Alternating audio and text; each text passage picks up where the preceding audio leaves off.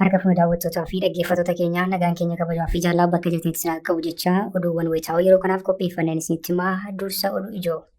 ABO-WBO'n waggaa haaraa jalqabamuu hordofee ibsa baaseen hundeen aangoo Abiyyi utubaawwan aangoo wal qabatoo sadii irratti hirkachuun fiixee kufaatirra akka jiru akeeke. Hundeeleewwan kunneen daran burkutaa dhufanillee wixxifannaa aangoo tiffachuuf guyyuu taasisu keessatti qooda qabaachuun isaa akkuma itti tufetti jiraachuus eere. Bal'aa oduu keenyaa keessatti dhimmoota kana sadan cuunfaa injifannoo waggaa WBO'n galmeessee kan balballoomsinu ta'a. Lolli jabaan waraana bilisummaa Oromoo fi waraana faashistii Abiyyi kan barcuma aangoo nama dhuunfaa tiksuu bobbaatee hawaasa nagaa dararsu waliin geggeeffamuu itti fufe. Irree fi gaachanni saba Oromoo waraanni bilisummaa Oromoo lola bakkeewwan garaa garaatti taasisaa jiru kanaan injifannoo culuqaa galmeessuu yoo ifoomsu bilxiginnaan ammoo koomaandoo leenjisuu ifoomseera. Gabaasa bal'aa qopheeffanneerraa isin biraan geenya. Daandiin godina Salaalee magaalaa Fiicheetii ka'ee aanaa hidhabuu abooteetiin bahee aanaarraa geessu erga nutti cufamee waggoonni torba lakkaa'ameeru jechuun jiraattonni komii isaanii ibsan. Ergasii uummanni karaa naannoo Amaaraa iddoo Reemaa jedhamuun naannee gara Fiichee dhufuuf akka dirqamee jiru jiraattonni kun ni himu. Kanas kan balballoomsinu ta'a. Pireezidaantiin Eertiraa Isaayyaas Afiwarqiin Itoophiyaan Eertiraa irratti waan labsaa jirti jechuun himannaa dhiyeessan. Afgaaffii ta'een gaddaa televezyiinii biyyattiitiin darbin Isaayyaas seenessa hulaa galaa diimaa irratti Itoophiyaan dhiyeessaa jirtu fudhatama kan hin qabne ta'uu himan. Erga yaada bal'aa dhimma imaammata Yuunaayitid Isteetsi irratti kennaniin booda Isaayyaas walitti dhufeenya paartii Itoophiyaa bulchaa jiru waliin qaban kan haala gaarii irra hin jirre irrattis yaada kennaniiru. Kanas bal'inaan kan balballoomsinu ta'a. Toora YouTube chaanalii kanaa sabiskiraayib, laayik, sheer taasisaa jechaan gara oduu bal'inaaf qopheeffannetti isin dabarsa. ABO-WBO'n waggaa haaraa jalqabamuu hordofee ibsa baaseen hundeen aangoo Abiyyi utubaawwan aangoo wal qabatoo sadii irratti hirkachuun fiixee kufaatii irra jira jedhe. Hundeeleewwan kunneen daran burkutaa dhufanillee wixxifannaa aangoo tiffachuuf guyyuu taasisu keessatti qooda qabaachuun isaa akkuma itti fufetti jiraachuu seere. Utubaan jalqabaa itti gaafatamummaa tokko malee qabeenya biyyaa onsee waraana uummata irratti geggeessu madaala kamiinuu walitti baasee waan itti jijjiirudha. Hidhannoon waraana sirnichaa kan akka malee laafaa ta'e amma jiru fakkaatee mul'achuun isaa qabeenya uummataa guutummaan guutuutti fi garii isaa akaala irraa dhufu hunda fedhii biyyattii fi uummata ishee akkaan barbaachisaa ta'e irra oolchuun hafee gara damee waraanaatti dhangala'aa waan jiruuf qofaa jedhe. Ta'us baasiin daangaa darbe kun bu'aa guddaa hin finnee jedhe. Lakkoofsa loltootaa qofaa dabaluu fi meeshaalee teekinooloojii muraasa argamsiisuu malees jijjiiramni kan biraa akka hin jirre eere. Lakkoofsi qofti humna gahaa qabeessa hin ta'u. Lakkoofsi namaas ta'ee baay'ina meeshaa ogummaa waraanaa haamilee fi cichoomina bakka bu'uu hin danda'u jechuun ABO-WBO'n ibse. Dabalataan yeroo ammaa damee nageenyaa fi waraanaa biyyattii keessatti qoqqoodamiinsi jabaan akka dhalatee jirullee ifoomse. Dameeleen humna ittisaa biyyoolessaa irra caalaa keessatti poolisiin federaalaa tajaajilli odeeffannoo tikaa fi humnoonni naannoo keessan hedduminaan adda qoqqoodamanii akka jiran hime.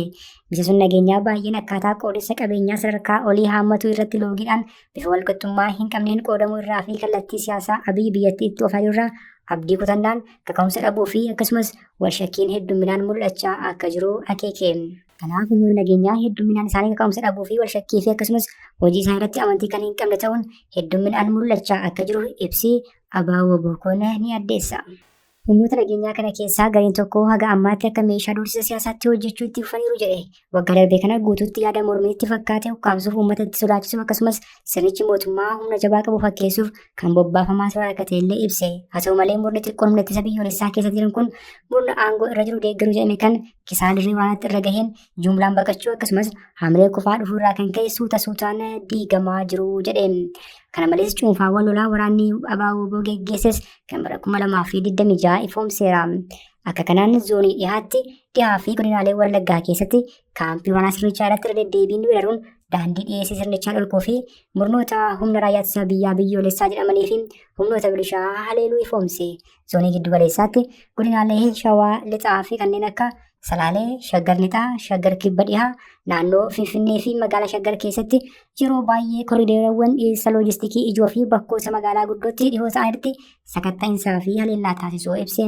Zoonii Bahaa fi Kibbaa jechuunis godinaalee Arsii, Harargee, Gujii, Boorana, Walloo, Matakkal, Beenishaangul duula bal'aatti milisaan godhameen falmaan keenya kan diddaa garbummaa teessuma lafaa irratti bal'atee humni sirnichaa bittinnaa lola addaa tokkicha kamiyyuu taasisuu fi akka humni sirnichaa bittinnaa lola adda tokkichaa kamiyyuu laaffisuuf akka humna dhabu taasisuu agarsiiseera jedhe. Akkana malees duula cichoomina kaayyoo haleellaan guutuu biyyattii sirriitti taasifamuun gara haleellaa qindoomina qabuu fi kan fuula hedduutti ta'uu kan agarsiisee jedhe.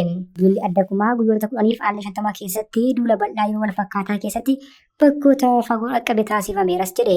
Duulli itti fufaan ammoo 2000 hanga 4,400 bara 2025 kan gaggeeffame yoo ta'u, duula adda addaa kan addaan hin cinnee fi saffisa olaanaa qaban kan xiyyeeffannoo duulota kanaa caasaalee ajja kanaa haleeluu, daandiiwwan dhiyeessii dhorkuu fi gochoota qacarrii waraanaa fashaleessuu ta'e godina Oromiyaa hunda keessatti fi bakkoota birootti taasifamaa turuu ifoomse.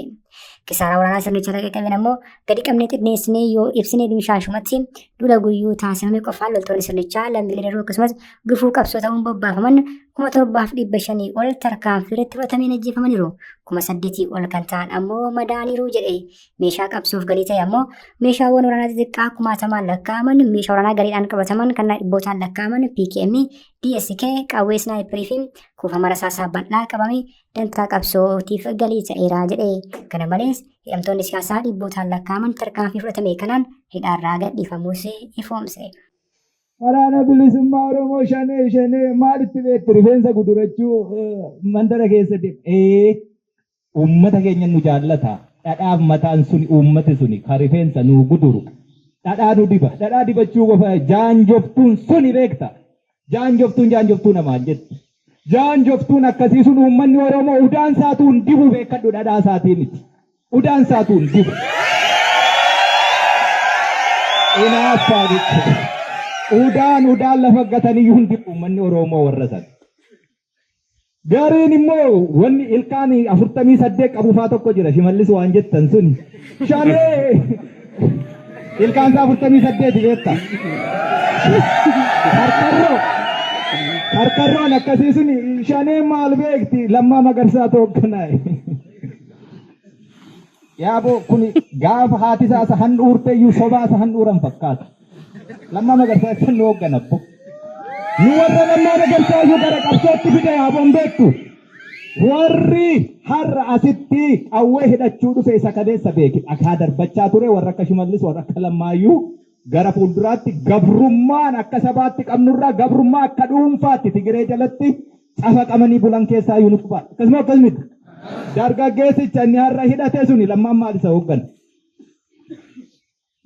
Soba akkasii jechuudha. Biyya butuchanii biyya bututte immoo mana jala naanna'aniitu tokko immoo jira booyyeen arrabni isaa furdaa tokko Abiyyi ga jettan booyyee arraba furdaa. Hojiinsaa waa hundisaa ilma Mangistuu Hayilamaariyaam waan isa dhashee badinatti fakkaata. Silaaftuu hundeen qabu, sanyiin qabu, abbaan isaan beekamu nama akkasiiti namni sun. Yaaboo yaa argine warra kana waliin teenyee teessee waa waliin haasoftu miti. Biraanuu Juulaa seera addunyaatu hin beekan seera addunyaa dhiisii oboon seera isa biraatu hin beeka. Warri waliin teenye immoo seeruma biyyittii konstituushinii biyyittii irra waan jiru iyyuu akkatti haasa'u hin qabu. Kanaaf walii galuu dadhabne beekta. Lolli waraana bilisummaa Oromoo fi waraana faashistii Abiyyi kan barcuma aangoo nama dhuunfaa tiksuuf bobbaatee hawaasa nagadaa irratti waliin geggeeffamu itti fufe. Reeffi gaachanni saba Oromoo waraanni bilisummaa Oromoo bakkeewwan garaagaraatti taasisaa jiru kanaan injifannoo culuqaa galmeessuu yoo ifoomsu biltiginnaan ammoo koomaandoo leenjisuu ifoomseera. Haala kanaan waraanni bilisummaa Oromoo zooneen kibbaa gaafa amajjiba 1 bara 2025 wajjii wujilixaa aanaa buleeraa bulchiinsa magaalaa Qilleensoo Makkoonnisaa jedhamutti tarkaanfii fudhateen loltoota biltiginnaa 3 battalatti ajjeesuun 2 ammoo madeesseera jedhe. Kana malees qawwee AKM tokko gumbii tokkoo fi rasaasa 60 irraa hiikkachuun dantaa qabsoo bilisummaa Oromootiif galii taasiseera. Waraanni bilisummaa Oromoo zooniin kibba bahaa godina Arsii bahaa aanaa Muunessaa magaalaa Qancaree ganda duwwaa tokko keessatti amajjiba 1 bara 2025 lola jabaa geggeesseen loltoota biltiginnaa kan sirnicha tiksuuf bobbaatee hawaasa nagadaa turte hedduu ishee du'aa fi madoon adabeeraa jedhe. Waraanni bilisummaa Oromoo zooniin kibba bahaa gaafa amajjiba 2 bara 2026 Arsii bahaa ajaju ganda habulee muka gurraachaa iddoo addaa coobii jedhamutti waraana faashistii Abiyyi kan barcuma aangoo nama dhuunfaa tiksuuf bobbaate kana haleeluudhaan 13 irraa ajjeesee 5 ammoo madeesseera. Daandiin godina Salaalee magaalaa Fiicheetii ka'ee aanaa hidhabuu abooteetiin bahee aanaa dharraa geessu erga nutti cufame waggoonni 7 lakkaa'amaniiru jechuun jiraattonni komii isaanii dhiyeessan. Ergasii uummanni karaa naannoo Amaaraa iddoo Reemaa jedhamuun naanna'ee gara magaalaa Fiichee dhufuuf akka dirqamellee himaniiru. Mootummaan naannoo Oromiyaa aanaan tokko guutuun waggoota 7 shiraan kana itti cufame uummanni karaa naannoo Amaaraa keessa akka deemu wayita dirqisiifamu tarkaanfii sirreeffamaa cimaa fudhachuu dhabuun dhimma akkaan saafachiisaadha jedhu jiraattonni yaada kennan. Kana akeekaa Kana akeeka daandii kanaa uummatatti cufu ammoo utuu beekuu mootummaan Oromiyaa callisuun badii guddaadhas jiru. Naannoo Amaaraa keessa wayita naanna'anii fiicha dhufan hidhattoonni finxaaleeyyii faannoo waraqaa eenyummaa isaanii ilaaluun eenyummaa Oromummaa isaaniitiin akka lubbuu dabarsan nama saaman nama ukkaamsanii fudhatanii maallaqa guddaa itti gaafatan jiraattonni irra deddeebi'an dubbatu. Daandiin kun shiraan akka cufamallee jiraattonni ni eeru. Warra aanaa kanaa naannoo Amaaraa jala galchuuf hojjetutu jira kan jiran jiraattonni warri kun caasaa mootummaa keessaa fi alaa wal gurmeessanii yeedarraa asmallaash komitee jedhanii of ijaaranii jiru jedhu. Warri kun humna finxaalessaa faannoo waliin harka wal keessa naqatee harka tokkoon hidhattoota finxaaleeyyii bobbaasee uummata Oromoo buqqisaa harka tokkoon immoo hidhattoota baay'inaan Sulula Gajamaatti bobbaasee karaa naannoo Oromiyaa keessaa irraa qobsiisaa jira jedhu. Akeeka naannoo Oromiyaa irraa kutuu qabataniin waggoota 7 darban daandii magaalaa Fiicheetii ka'ee aanaa ABO-WBO'tiin ba'ee irraa geessu cufanii uummanni karaa naannoo Amaaraa keessa akka shaakalu gochaa akka jiran dubbataniiru. Pireezidaantiin Eertiraa Isaayyaas Afiwarqii Itoophiyaan Eertiraa irratti waan labsaa jirti jechuun himatan. Afgaaffii mata sareen gaddaa televezyiinii biyyattiitiin darbeen Isaayyaas seenessa hulaa galaanaa dhimma irratti Itoophiyaan dhiyeessaa jirtu fudhatama kan qabu miti jedhanne. Erga yaada bal'aa dhimma imaammata himaatii irratti kennaniin booda Isaayyaas walitti dhufeenya paartii bilxiginnaa wajjin qaban kan haala gaarii irra hin jirrettis yaada isaanii kennaniiru. Isaayyaas walitti dhufeenyi biyyoota lameen gidduu jiru kan rakkoo keessa waldhabbii hulaa galaanaa irratti yaada jedhus mormaniiru. Eertiraan fedha akkanaa hin qabdu nuyiif dubbichi waa'ee galaana diimaa miti jedhan Isaayyaas. Pireezidaantiin Eertiraa Isaayyaas Afiwarqiin paartiin Itoophiyaa bulchaa jiru ajandaa waan dabalataa qabaa jechuun simaniiru. Kanaafis waliigaltee araara nagaa Piriitooriyaa mallatteeffamus waraanni naannoo Amaaraa faannoodhatti Tigraay, Amaaraa, Affaarii fi Somaaliyaa keessatti itti fufee jira jedhu. Ajandaan kun ajandaa paartii bilxiginnaa miti kan warra maallaqaan isa deeggaruuti jechuunis ibsu. Isaayyaas dabalanii Itoophiyaan meeshaa waraanaa akka diroonii biyya alaatti galchaa jirti jechuunis himatu. Kanaanis Itoophiyaan dabalataaf qophaa'aa jirti jedhu.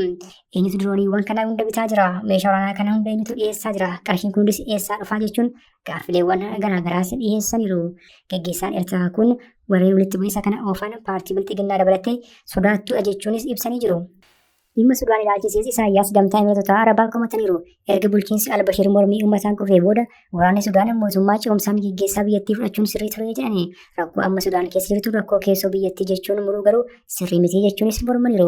Amma Sudaan keessa lolli waliin hin jiru. Hayyoota waraanaa gidduus wal dhabdeen hin jiru jedhanii taatee amma jiru kana oofaa kan jiru gamtaa Imiratoota Arabaati jechuun Isaayyaas himannaa biroo dhiyeessan. Isaayyaas taateen Sudaan kan Sudaan kibbaa akka uumamtu taasise amma akka irra hin deebi'amnes akeekkachiisaniiru. Tajaajiltoota hordoftoota keenya oduun sa'aatii kanaaf qabannee dhiyaannee kana gaammaatti hordoftan ture. Oduu biraan hanga walitti deebinutti nagaatti.